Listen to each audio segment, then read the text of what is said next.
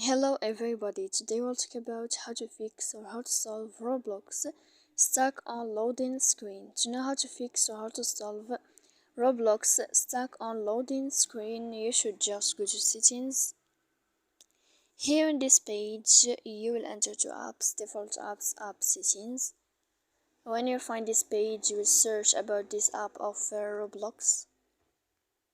Here in this list of app info, you will enter to first stop and you will click OK. Then we'll enter to storage. Here in this page we click clear cache.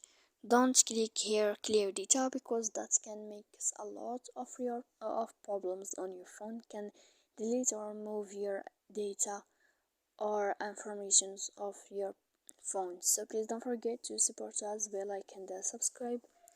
See you next time in another video, and thank you for your attention and your watching.